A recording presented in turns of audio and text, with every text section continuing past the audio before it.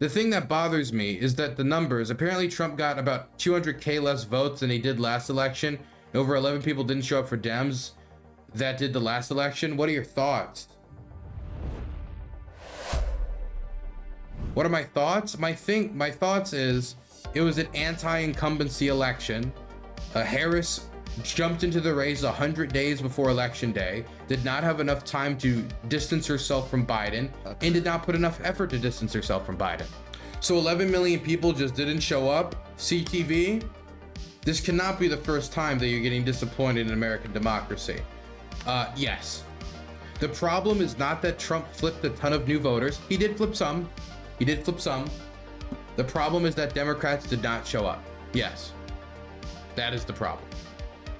And that was what many people said would be the problem, is a question of turnout and whether Democrats did well. And the thing is, people did turn out. It's just not the people Democrats needed to turn out. And the ones that did turn out, a lot of them had flipped.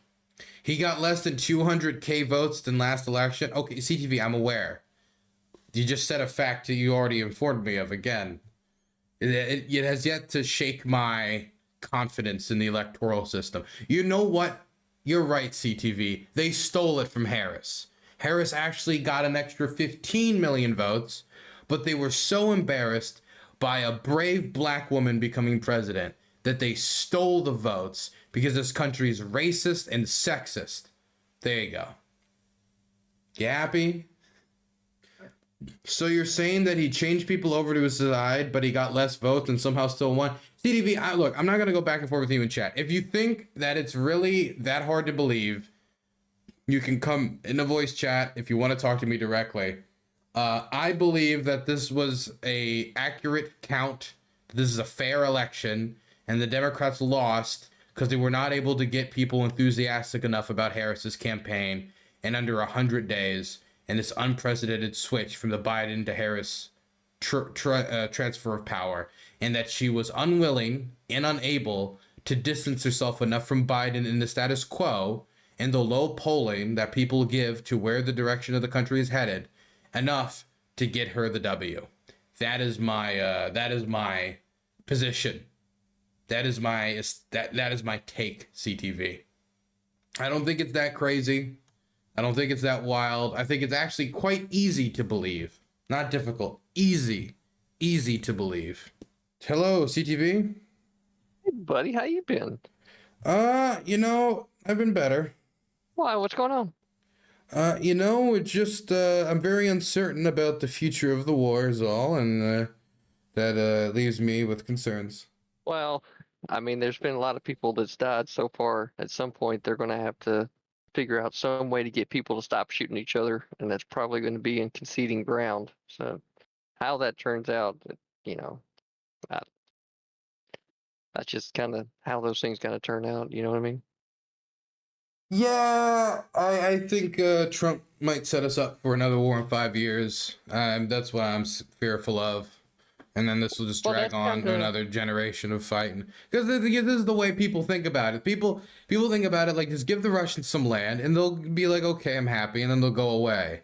And I think it's No, I think you're right on board that we're going to continue to have this problem so long as the Kremlin is headed by somebody that has, Soviet era ideas when it comes to, the lines on the map. You know what I mean? Well, as long as they have Russian ideas about it, not Soviet. It doesn't need to be Soviet. This is a Russian problem. This is not a Soviet problem. This is not a USSR problem. This is not even a Putin problem. This is a Russian problem. There's a problem with the Russian imperial mentality. And until that, because that existed before the Soviet Union, that existed after the Soviet Union, that existed before Putin, that will exist after Putin. So it's not just the Soviet or Putin problem, but I do agree that once that mentality shifts and is smashed, then it'll be much easier to develop a normal relationship between the Russians, Western and Eastern Europe. But I mean, I don't see that happening anytime soon. So if we go into negotiations and we just negotiate Ukraine away a bunch of stuff, and the Russians walk away with a goodie bag of land and concessions, and the Ukrainians don't get their kids back that were kidnapped, the Ukrainians don't get some land back in exchange for Kursk, or possibly whatever they can get back, because I think they need much more, and Trump doesn't know how to walk away if the Russians give them a bad deal, then or we don't have like a strategic arrangement that stops the Russians from ever invading again, then we're just asking for the Ukrainians to get invaded again in 5 years. And people could say, oh, the Russians wouldn't do that. But I mean, nobody thought the Russians would do this in the first place. Oh, I'm not saying that at all. Just so we're clear. Of course. But wait, we were supposed to talk about voter fraud. Do we really want to talk about the war? Well, that's exactly what I was getting ready to transition into, right? Yeah. So, like, this is the thing that's very curious to me, right? Like, this is the thing I was the most curious about before, after, and now, which is the popular vote numbers, right? Yeah. So, we've got, let's see, let me make sure. I can get the full list on screen. I know I got some data for you. Yeah, so I'm looking at 74,043,183 votes for Trump, 70,139,196, right? So I'm just going to keep to like the millions just to kind of keep it easy. Yeah. But we got 74.0 for Trump and 70.1, right, for Kamala. An immoral, and then corrupt, bankrupt man. You go to the last election, right? And hold on, where's that one at? Got it up on screen already. Don't worry. I got the numbers all up on screen. Last election, it was for Biden, it was about 81 million, and for Trump, it was about 74 million. Right. And he's got 74 million this time, and she's got 71. Well, I think so. Where do these like 11 million people go? Yeah. Well, 11 million people. Yeah, it's not hard for me to believe that 11 million people didn't turn out.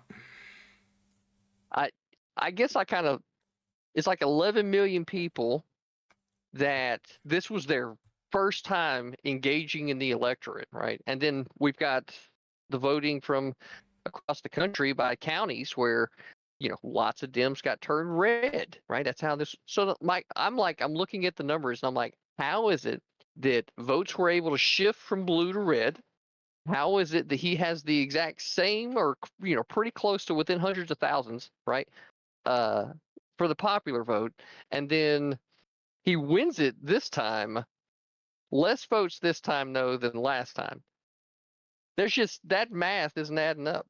I think the math adds up very easily. I think that this was an unprecedented election where we had a nominee that was switched out at the final leg of the race after we already had a presidential debate, past when any primary process could take place. And so the Democrats, looking at the short time period they had, chose to go with Harris. Biden personally fingered her for the nomination, said she should be the nominee to avoid the chaotic process of a primary, which, took away some strength testing that could have been done to the nominee. And then she tried to run for president while on one hand claiming the successes of the Biden presidency, while on the other trying to distance herself unsuccessfully, I might add, from the failures or shortcomings of the Biden presidency and the American dissatisfaction with the status quo and the incumbency. And this was, I think, an anti-incumbency election where people were not happy with the way things felt like they were going, and that many of the successes economically of the Biden administration, like the Inflation Reduction Act, like environmental investment, for like the CHIPS Act, these are things that'll be seen more probably in the next 4 to 8 to 12 years than they were seen in 4 years. And so it was very difficult to claim those economic successes while Americans were still feeling the pains of credit card debt, high amounts of credit card debt, I may add, and other economic woes, which were not as quickly being alleviated, even if we were recovering better than other G7 countries. And so Harris, with not a lot of time to define herself, this incumbency problem, and 100 days to, get all this on the road, I don't think she was able to build up enough enthusiasm. I don't think she was able to build up the enthusiasm that existed around Biden back in 2020, because down in 2020, that was in the fallout of C-19. The economy was going into shambles. Trump had mismanaged many crises, and anti-Trumpism was at an all-time high after 4 years of actually having to face his administration, even though many people forgot those failures afterwards. And I do not think that Harris was able to capitalize on anti-Trump sentiment in the same way Biden was. So I think, yes, the problem, which many Democrats identified beforehand was going to be the main problem, turning out the electorate, was the main problem that Harris faced. Really? I mean, because they were talking about how like there were loads of Hispanic men, right, that went over to the red side, and Yeah, that's men in true. general, right, are separating themselves and going to the red side. So that's what, dude. I'm just logically. We have what apparently 11 million people decided, nope, Kamala's not it. I'm not going to vote for her.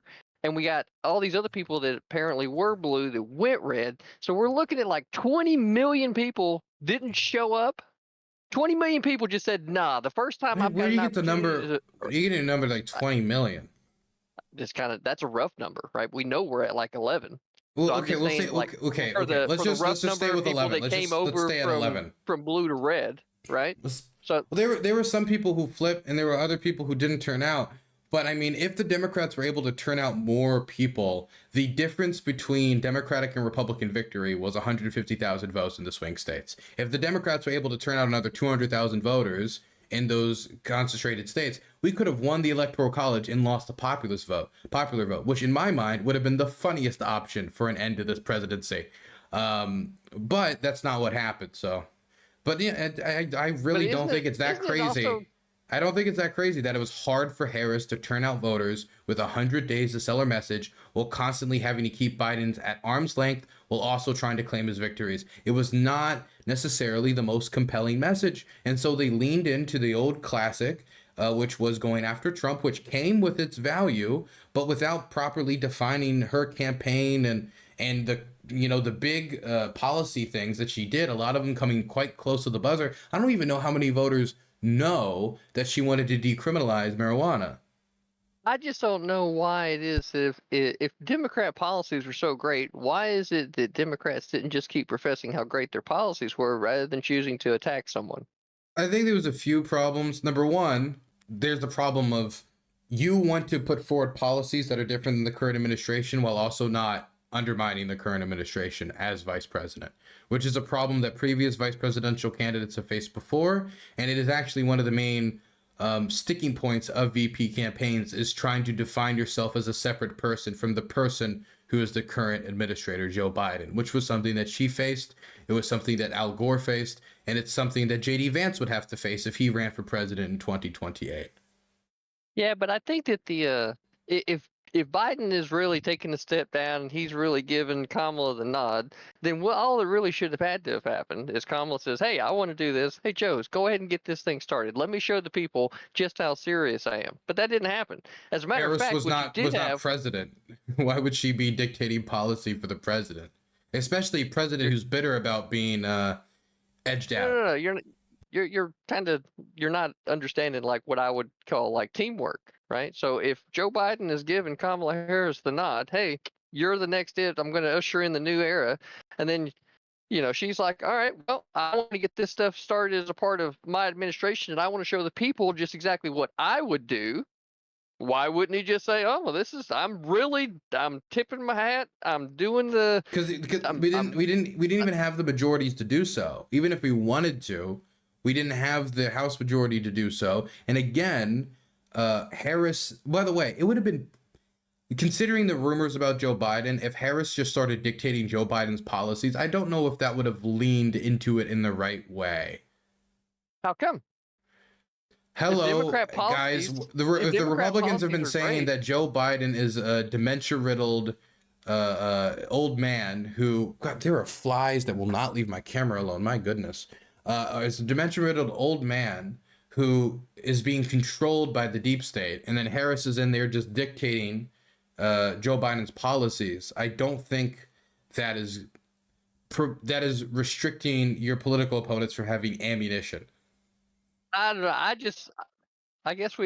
would see that as a way for the team to be able to work together, and these are the Democrat policies. We're one voice. There's some things that was like there was a pitch of building upon Biden's successes, but again, what you would be then doing is tying Biden and Harris closer together, which you would have to do it in a way that shows a new pathway forward. but I don't know if that's. I think Harris should have been done more to distance herself from Biden. I think you're underthinking it. That's. I think that if we're like when it came down to we're looking at a changeover from the executive to both houses of the legislature. By the way, California is still counting. You know, we're getting more votes, right? We're getting more votes coming in. And here's the crazy thing is Tulsi Gabbard was somebody that you told me about, right? Hey, CTV, what do you think about Tulsi Gabbard? You were the first one that told me about her. I started looking into her. I love Tulsi Gabbard. Do you? You want to give me a woman president? Tulsi Gabbard. I'm all for it. Wow. But that's one way to make me a sexist. That woman left the party, right? You're gonna you're gonna make me join the He-Man Woman Hater Club, man. How was that? I don't like Tulsi. I don't think Tulsi Gabbard should be president of the United States. Why? She's a lieutenant colonel in the U.S. Army. Wait, really? She's been over to Yes. Really? Whoa. Okay, you've convinced me. Never mind. You're the one who told me about her, so I don't understand. So what? I mean, I could tell you about. Yeah, say, hey, you ever heard of this guy called Steve-O? Oh wow, Dylan, do you think Steve-O should be president? No, just because I informed you of their existence doesn't mean I think that they should be president of the United States. Well, anyway, that's an example of somebody that was in the Democrat Party that is now in the Republican Party. Robert F. Kennedy is one of those that was Democrat. That's we've got so many fine selections of spoiled milk. We've got the worst Kennedy and a failed Hawaiian congresswoman. Failed Hawaiian congresswoman. Yes. Are you failed Hawaiian congresswoman to run for re-election because she deployed to Iraq and chose to go with her unit? You're right. You're right, Dylan. The fuck do I know? That's one way to shame somebody. Hey, you know what? You're a failed fucking congressman, but breaking up. Jeez. Anyway, dude. No, she was a failed congresswoman. Okay, what did she pass? What did she do in Congress? What did she achieve? As soon as she got there, she started getting the exact same line that anybody else that goes to push back against what the Democrat narrative she went up there and they were like, you are not allowed to do freedom in these parts. And then she just they don't want a woman that knows how to think on her own. Somber term. Yeah, they went up there and they're like, you think woman, shut up. You just smile, wave, and take the pill. That's right. That's they exactly said, woman, what you're happened. not thinking what I want you to think. That's you're exactly fucking talking too much. And that's exactly what happened. And that's why she didn't accomplish much. One of them telling her. She didn't have like a tremendous amount of support in Hawaii anyway. I think she got out while she could because she was kind of spoiling her reputation within the Democratic Party. And I don't think she had much of a time left in the party. And so she jumped ship. She went over to the other side. And I think that her policies have only gotten worse since then. I think she's now concentrates on a bunch of culture war nonsense. And her foreign policy was never that good to begin with. Whether it comes to Bashar al-Assad, whether it comes to the Russians, it seems like every time we're talking about Muslims, the answer is bomb them. Every time we're talking about any of America's traditional adversaries, the answer is appease them. So I'm not a big fan of Tulsi Gabbard, no. Okay. So there's like 11 million votes missing? And you're gonna have to. What do you mean missing? People didn't come out to vote this time because last time it was the craziest election of our lifetime. People said it was that again. Maybe not as many people bought it, and then it didn't turn out. And switching candidates mid-campaign does not exactly inspire confidence or enthusiasm necessarily in the base. I will also say that I think we're going to find out a lot about how the Harris campaign mismanaged their finances. And trying to turn people out to vote. They wasted money. I heard they spent $800,000 on the Call Her Daddy podcast studio they set up. Like, what a waste of money. I heard the campaign was like $20 million in debt from all of the celebrities that they were paying to come to the events. I have no clue if that's true or not. All I know is they probably, I don't know this, but I suspect that they mismanaged their finances. But we'll find out about that in the days to come. Maybe it was just one poor decision, and we all know politicians make one poor decision and then never again. But look, I don't look. It's very. Decision? It's. Oh no, I don't really. I think Walsh was one of the good decisions. But I think. Yeah, I do. I like Walsh. Walsh was honestly much closer to my type of Democrat. Where was I? But no, I don't think, last thing on this, I don't think this is anything to be suspicious about. Honestly, here's my question to you, CTV. Okay. Okay. Why would they steal it in 2020 and then forget to steal it in 2024? Did we sleep in? Did we sleep in? I suppose the question would be, if I was going to ask one, how likely do you think they'd be able to get away with it again? I would say probably pretty easily if they were able to do it like they did last time, because last time they got away with it with no photo evidence, no video evidence, no paper trail, no nothing. Did Mike Lindell went digging for years. He went bankrupt over it, and he wasn't able to find anything. Now he's selling pillows for $14.48 and unable to bring forward a single bit of election fraud evidence to support all that work he did. So in my mind, if they were able to get away with it with so little evidence before, then pulling it off again should be no problem. I think it's probably closer to the voter rolls got updated, and then through that updating, uh, you no longer had the ability for other votes to be cast because they're not on the roll. I think that was a big push that was made after the last election, getting those rolls cleaned up. So you just think that like everybody that voted last time were people who were cleared off and didn't bother getting re-registered, or do you mean that they were people who should not have been voting and were cleared off and they've been caught, and so now all those fake voters have been cleared out? Well, both would serve the purpose of being a vote that was there last time and not this time. So take your pick. But Got you. I think that's you'd only have 220,000 people per state that would equate to that 11 million number. 220,000 per state getting cleaned off the rolls. Maybe. I don't know. Something to think about.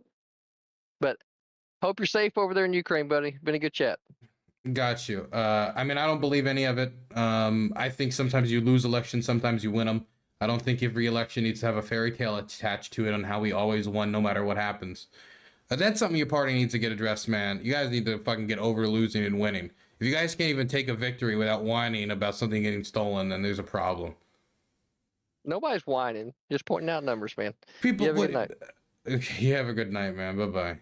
Very silly. Dear Lord, how is it that hard to understand? Turnout was lower. It needs to be something else. It needs to be something else. It has to be some conspiracy. It has to be someone planted something. It has to be something like that. Because they just can't let go. They just can't let go. I really think it's as simple as that. They just cannot move on. They cannot move on. It has to be true that it was stolen. And now, it doesn't make sense. It does not make sense that they stole it and then they decided stealing it was boring and then they stopped stealing it. It doesn't make sense. It makes no sense. And so right now, they're all scrambling to find some way to make it so they stole it last time, but somehow couldn't manage it this time. To me, kind of sad. And I mean, like, it's not like the Republican Party was ready to deny it. I don't know if you guys know this, but within 48 hours of the election being called, Republican donors were being sent emails and messages by the RNC saying late night drop. There was a drop of ballots at midnight in Philadelphia, and the Democrats are trying to steal it. The state was called for like 36 hours before these text messages were being sent out to donors. They were sending out solicitation texts based on midnight stealing of the election for an election that had already been called 36 months before. They had pre-programmed these texts to be sent out to their followers beforehand and just forgot about it. And so now they were being solicited for a steal that wasn't even hypothetically possible.